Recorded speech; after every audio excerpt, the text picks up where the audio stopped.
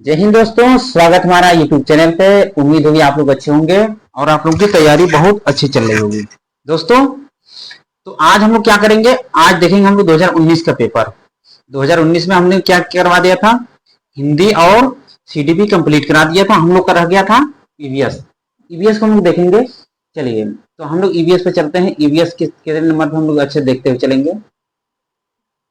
उम्मीद होगी आप लोग अच्छे होंगे, तैयारी आप लोग बेहतर चल रही होगी। चलिए हम लोग ईवीएस देखते हैं। ईवीएस हम लोग कहाँ है, ईवीएस को हम लोग देखते हैं। तो दोस्तों देखिए, ईवीएस का पेपर हम लोग सोल्व करेंगे 2019 का। चलिए, इधर उधर बातें ना करेंगे, मेन मुद्दे पर आएंगे और अच्छे से सॉल्व करते चलेंगे। पहला क्वेश्चन है, यानी कि 121 नंबर से क्वेश्चन शुरू हो रहा है। सन 1853 में भारत की पहली यात्री ट्रेन चली थी। तो देखिए, आपका ऑप्शन हो जाएगा, ऑप्शन आपका ए राइट हो जाएगा। बॉम्बे टू थाने, यानी बम्बई से थाने के बीच चली थी। चलिए थोड़ा सा एक्सप्लेन को समझते चलेंगे। ट्रेन चली भारत में पहली यात्रा ट्रेन 16 अप्रैल 1853 को बम्बई, यानी अब मुंबई, यानी पहले बम्बई, अब प्रेजेंट टाइम में मुंबई बोलते हैं, मुंबई से थाने के बीच चली गई थी। यह दूरी कितनी थी, 34 किलोमीटर। आपसे पूछ सकता है कि कितने किलोमीटर दूरी ये चली थी, तो 34 किलोमीटर। और कब चली थी, तब 16 अप्रैल 1853 में। आई होप आपको समझ में आया होगा। चलिए आगे बढ़ेंगे हम लोग। क्वेश्चन नंबर सेकंड देखेंगे। क्वेश्चन नंबर सेकंड यानी 122। चलिए देखते हैं हम लोग। एशिया का सबसे बड़ा पशु मेला आयोजित होता है। तो आपका ऑप्शन हो जाएगा ए, सोनपुर में। चलिए देखते हैं थोड़ा अच्छे तरीके से। एशिया करें कि एशिया का सबसे बड़ा पशु मेला सोनपुर में आयोजित होता है। सोनपुर मेला बिहार के सोनपुर में हर साल कार्तिक पूर्णिमा नवंबर दिसंबर में लगता है। तो आपसे भी पूछ सकता है कि सोनपुर मेला कब लगता है, तो करें कि हर साल कार्तिक पूर्णिमा, या अगर जो महीने में पूछे तो नवंबर और दिसंबर के महीने में लगता है। ठीक, यह विश्व में आयोजित किए जाने वाला अपनी तरह का एकमात्र मेला है। हाथी बाजार इस मेले का हाथी बाजार इस मेले का आकर्षण है, यानी इसमें हाथी का बाजार लगता है। चलिए, उम्मीद होगी आपको समझ में आएगा। आगे बढ़ेंगे हम लोग। क्वेश्चन नंबर 123 कह रहा है कि राष्ट्रीय एकता परिषद की स्थापना हुई थी। तो इसका ऑप्शन हो जाएगा ए राइट हो जाएगा 1961 में। चलिए आगे देखते हैं थोड़ा सा अच्छे तरीके से।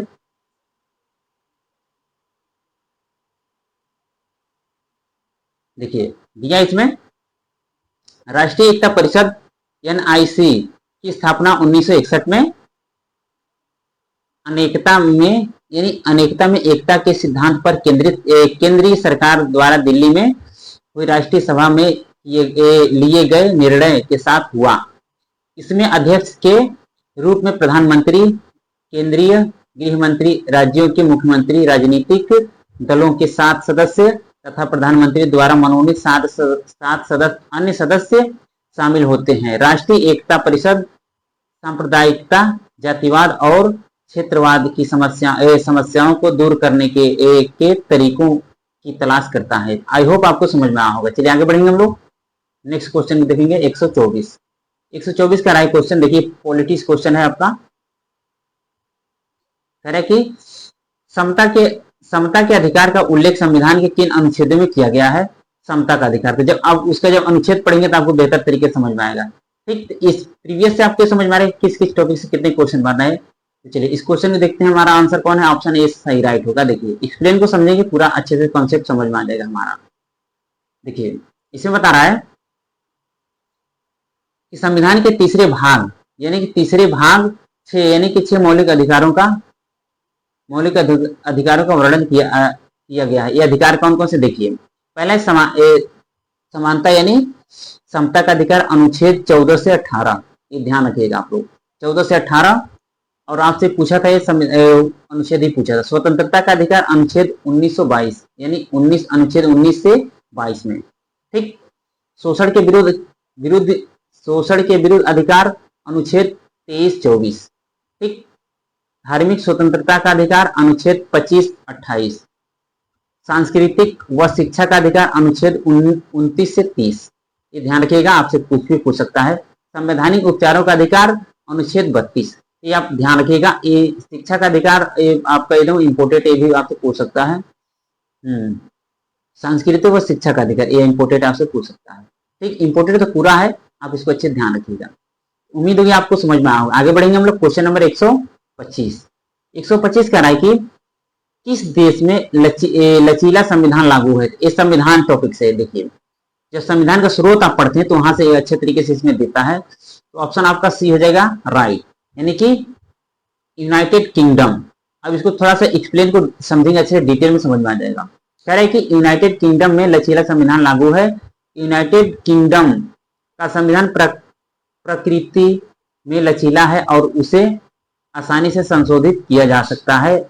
कह रहे कि यहाँ सामान्य कानून और संवैधानिक कानून में अंतर नहीं किया जाता है, अर्थात संशोधन उसी सामान्य संसदीय प्रक्रिया से हो जाते हैं जिससे सामान्य कानून बनाए जाते हैं। भारत का संविधान कठोर तथा लचीला दोनों है। तो आपसे भी पूछ सकता है कि भारत का संविधान कैसा है, तो कठोर और लचीला दोनों है।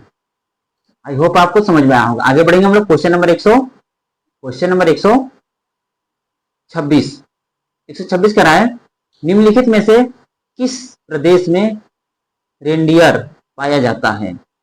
तो ऑप्शन डी राइट हो जाएगा, टुंड्रा प्रदेश में। कह रहे कि रेंडियर टुंड्रा प्रदेश में पाया जाता है। रेंडियर टुंड्रा प्रदेश में के निवासी के लिए परिवहन और माल ढुलाई के काम में आते हैं। कह रहे कि ठंड से बचने के लिए यहाँ के निवासी रेंडियर की खाल पहनते तथा भोजन के रूप में रेंडियर के मांस तथा दूध का उपयोग करते हैं। आई होप आपको समझ में आया होगा, यानी कि टुंड्रा प्रदेश में। चलिए आगे बढ़ेंगे हम लोग क्वेश्चन नंबर 127 कह रहा है कि निम्नलिखित में से कौन सा एक शीतोष्ण घास प्रदेश नहीं है। तो ऑप्शन इसमें देखिए कौन सा होना चाहिए, देखेंगे हम लोग अच्छे तरीके से, एक्सप्लेन को देखेंगे समझ में आ जाएगा अच्छे तरीके से। यानी 127 का ये राइट होगा। देखिए आप थोड़ा सा यहाँ से पूरा अच्छे समझ जाएंगे कौन घास कहाँ पाई जाती है, इसके बारे में समझते चलेंगे। देखिए एक आपके घास कौन से है, देखिए ये उष्ण कटिबंधीय घास है। कौन, देखिए अफ्रीका में सवाना, ब्राजील में कंपास, वेनेजुएला में लानोस। अब शीतोष्ण कटिबंधीय घास पूछेगा, शीतोष्ण कटिबंधीय घास स्थल जो पूछेगा, अर्जेंटीना में पंपास। देखिए कंपास में थोड़ा सा कंफ्यूजन हो सकता है, आप ध्यान रखिएगा। अब आप उत्तर अमेरिका में प्रेयरी, दक्षिण अफ्रीका में वेल्ड, मध्य एशिया में स्टेपी और ऑस्ट्रेलिया में डाउन्स। तो ये इंपोर्टेंट है, आप इसको ध्यान रखिएगा, इसमें से आपसे कोई भी पूछ सकता है। तो उष्ण कटिबंधीय और शीतोष्ण कटिबंधीय दोनों में आप याद रखिएगा, आपसे पूछ सकता है। चलिए आगे बढ़ेंगे हम लोग क्वेश्चन नंबर 128। चलिए जनसंख्या के आकार के अनुसार बृहत्तम महाद्वीप है कौन सा है, तो आपका ऑप्शन हो जाएगा बी, यानी एशिया महाद्वीप। एशिया आपका, यानी कि एशिया आपका राइट हो जाएगा, बी ऑप्शन राइट। चलिए आगे बढ़ेंगे हम लोग, थोड़ा सा एक्सप्लेन को देखेंगे। देखिए यहाँ पे जनसंख्या के आकार के अनुसार बृहत्तम यानी महाद्वीप एशिया महाद्वीप, यह पृथ्वी के कुल क्षेत्रफल के 1/3 भाग में फैला है। यह महाद्वीप पूर्वी गोलार्ध में स्थित है। एशिया के पश्चिम में यूराल पर्वत है जो इसे यूरोप से अलग करता है। यूरोप एवं एशिया के संयुक्त भूभाग को यूरेशिया यानी यूरोप प्लस एशिया कहा जाता है। आई होप आपको समझ में आया होगा। चलिए आगे बढ़ेंगे हम लोग क्वेश्चन नंबर 129 का राय। देखिए भारत में थारू जनजाति कहाँ निवास करती है, तो ऑप्शन आपका हो जाएगा, देखिए इसमें ए बी दोनों माना है, उत्तर प्रदेश और उत्तराखंड, यानी ए और बी दोनों माना है। तो हम लोग देखिए एक्सप्लेन में दिया है ए और बी दोनों। थारू उत्तर प्रदेश के तराई क्षेत्र में निवास करने वाली जनजाति है जो पश्चिम के नैनीताल यानी उत्तराखंड में से लेकर पूर्व में देवरिया जनपद तक पाई जाती है। ये हिंदू धर्म मानते हैं तथा हिंदुओं के सभी त्योहार मनाते हैं। यह दीपावली के त्योहार को शोक पर्व के रूप में मनाते हैं। तो आपसे क्वेश्चन ये पूछ सकता है कि दीपावली के शोक पर्व में कौन जनजाति मनाती है, तो थारू जनजाति लोग दीपावली त्योहार को शोक के रूप में मनाते हैं। अब देखिए यहाँ लिखा नोट आयोग ने इसका उत्तर ए और बी दोनों माना है, तो हमें दोनों को ध्यान में रखिएगा। तो आई होप आपको समझ में आया होगा। अगर इसमें अगर कोई ए और बी दोनों लगा सकता है तो दोनों सही रहेगा। चलिए आगे बढ़ेंगे हम लोग क्वेश्चन नंबर 130 कह रहा है कि भिलाई इस्पात संयंत्र कहाँ है। तो ये आपका हो जाएगा। देखिए ऑप्शन आपका कौन होना चाहिए, देखते हैं हम लोग अच्छी तरह इस प्लेन को देखेंगे। तो इसमें देखिए आपका हो जाएगा बी ऑप्शन राइट हो जाएगा, छत्तीसगढ़ में 130 का। ठीक, यानी एक्सप्लेन देखेंगे, इसमें इंपोर्टेंट समझ में आ जाएगा और बढ़िया से।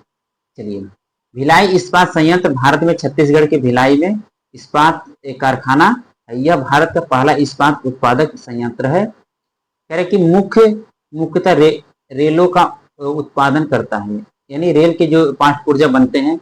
इस संयंत्र की स्थापना सोवियत संघ की सहायता से 1955 में हुई थी। ये ध्यान रखिएगा, आप लोग आपसे पूछ सकता है। ठीक, तो भिलाई इस्पात संयंत्र चंडीगढ़ में। चलिए आगे बढ़ेंगे हम लोग।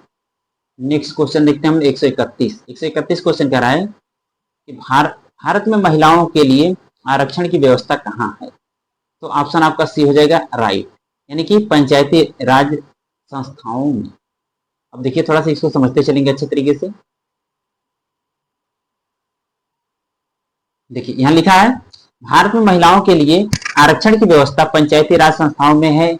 इस संस्था में यह व्यवस्था की गई है कि आरक्षण के मामले में महिलाओं के लिए उपलब्ध कुल सीटों की संख्या, इसमें वह भी संख्या शामिल है जिसके तहत अनुसूचित जाति व जनजाति की महिलाओं को आरक्षण दिया जाता है। 1/3 से कम न हो। इसके अतिरिक्त पंचायतों में अध्यक्ष व अन्य पदों के लिए हर स्तर पर महिलाओं के लिए आरक्षण 1/3 से कम नहीं होगा। तो आई होप आपको समझ में आया होगा। चलिए आगे बढ़ेंगे हम लोग। क्वेश्चन नंबर 132 कह रहा है कि किसी राज्य के राज्यपाल की नियुक्ति के लिए कम से कम उसकी उम्र क्या होनी चाहिए। तो ऑप्शन आपका डी हो जाएगा 35 वर्ष। ठीक, चलिए आगे बढ़ेंगे हम लोग। तो पॉलिटी से अच्छा खासा क्वेश्चन आ रहा है, तो पॉलिटी में अच्छे तरीके देखना पड़ेगा। ठीक, आप लोग अच्छे तरीके से पढ़िए उसको। ठीक, राज्यपाल राज्य का एक कर्मचारी प्रमुख संवैधानिक मुखिया होता है। राज्यपाल न तो जनता द्वारा सीधे चुना जाता है और न ही अप्रत्यक्ष रूप से राष्ट्रपति की तरह संवैधानिक प्रक्रिया के तहत उसका चुनाव होता है। उसकी नियुक्ति राष्ट्रपति के मुहर लगे आज्ञा पत्र के माध्यम से होती है। संविधान ने राज्यपाल के रूप में नियुक्त किए जाने वाले व्यक्ति के लिए दो अहर्ताएं यानी दो नियम कुछ हैं, शर्तें हैं। जैसे वह भारत का नागरिक हो और उसकी उम्र कितनी होनी चाहिए, 35 वर्ष कंप्लीट होनी चाहिए। आई होप आपको समझ में आया होगा। चलिए आगे बढ़ेंगे हम लोग। क्वेश्चन नंबर 133 कह रहा है, देखिए इसमें मिलान करना है आपको। ठीक, चलिए हम लोग मिलाते हैं अच्छे तरीके से। ऑप्शन आपका बी राइट हो जाएगा। ठीक, बी राइट होगा क्योंकि समय नहीं, हम लोग जल्दी जल्दी करने की कोशिश करेंगे। ऑप्शन बी राइट हो जाएगा। देखिए, भारतीय संघ प्रधानमंत्री, राज्य राज्यपाल, नगर निगम मेयर और ग्राम पंचायत सरपंच। उम्मीद होगी ये चीज आपको समझ, यानी ऑप्शन इसमें आपका बी राइट हो जाएगा। चलिए आगे बढ़ते हैं लोग। क्वेश्चन नंबर 134 कह रहा है कि अनुच्छेद 356 का प्रथम प्रयोग कब और कहां हुआ। ठीक, ऑप्शन ये हो जाएगा राइट आपका ए, 1959 यानी केरल में। अनुच्छेद 356 का प्रथम प्रयोग 1959 में केरल में हुआ था।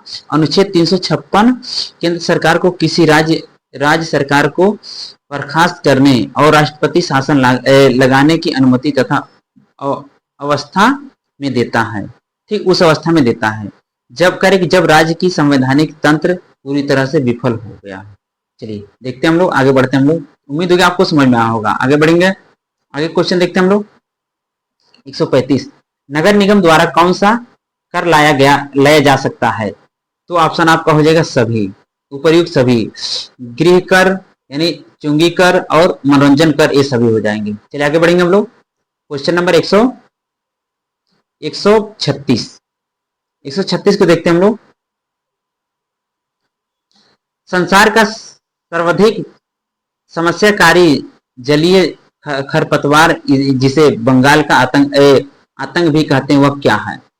तो ऑप्शन आपका हो जाएगा बी राइट हो जाएगा, यानी जलकुंभी। इसको बंगाल का आतंकवाद कहा जाता है, जलकुंभी को। चलिए आगे बढ़ेंगे हम लोग, थोड़ा सा एक्सप्लेन देखते हैं इसमें।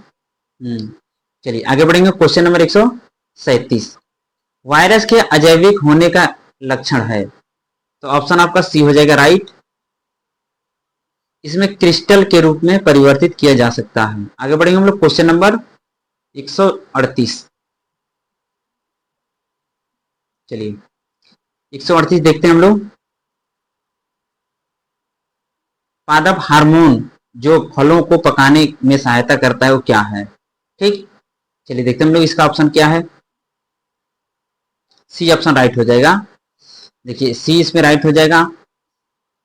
इथाइलिन गैसीय अवस्था में पाए जाने वाला पादप हार्मोन है। इस हार्मोन का निर्माण पौधे के प्रत्येक भाग में होता है। यह हार्मोन कच्चे फलों को पकाने में सहायता करता है। तो उम्मीद होगी आपको समझ में आया होगा। आगे बढ़ेंगे हम लोग क्वेश्चन नंबर 139। 139 कह रहा है कि स्वतंत्र रूप से भूमि में रहने वाला अवयवी जीवाणु जिनमें नाइट्रोजन स्थिरीकरण की क्षमता होती है वह है। तो ऑप्शन आपका हो जाएगा बी, क्लास्ट्रीडियम। ठीक, चलिए आगे बढ़ेंगे हम लोग। उम्मीद होगी आपको समझ में आया होगा। क्वेश्चन नंबर 140 देखेंगे हम लोग। किस प्रकार डीएनए कोशिका से सामान्य रूप में पाया जाता है? तो ऑप्शन आपका हो जाएगा बी राइट हो जाएगा, बी डीएनए। ठीक, उम्मीद होगी आपको समझ में आया होगा। चलिए आगे बढ़ेंगे हम लोग। क्वेश्चन नंबर 141 का रहा है निम्नलिखित में से अचल जीव का उदाहरण है। तो डी आपका राइट हो जाएगा, यूप्लेक्टेला। ठीक, आगे बढ़ेंगे हम लोग। क्वेश्चन नंबर 142 प्रोटीन जीवाणुओं की इकाई है। ऑप्शन आज आपको बी राइट हो जाएगा, अमीनो अम्ल में। ठीक, आगे बढ़ते हैं हम लोग। एक्सप्लेन आप देख लीजिएगा। चलिए क्वेश्चन नंबर आपका रहेगा 143। 143 कह रहा है कि निम्न में से कौन सा अंग पादप कोशिका में अनुपस्थित होता है? ठीक, तो ऑप्शन आपका सी राइट हो जाएगा, तारक काय। ठीक, चलिए आगे बढ़ेंगे हम लोग। तो उम्मीद होगी आप लोग को समझ में आया होगा। आगे बढ़ेंगे हम लोग, क्योंकि इस समय ज्यादा नहीं है, एक्सप्लेन ज्यादा हम लोग नहीं करेंगे। मेन पॉइंट को देखते चलेंगे आराम से और क्वेश्चन को रिवीजन करना हम लोगों को। ठीक, चलिए क्वेश्चन नंबर 144 का रहा है। 144 का मनुष्य के शरीर की सबसे बड़ी ग्रंथि है।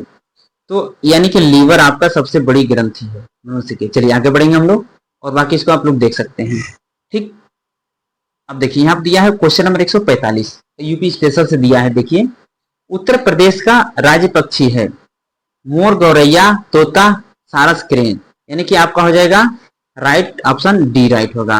अब देखिए यहाँ से थोड़ा सा इसको देख लेते हैं। उत्तर प्रदेश के राजकीय प्रतीक राजकीय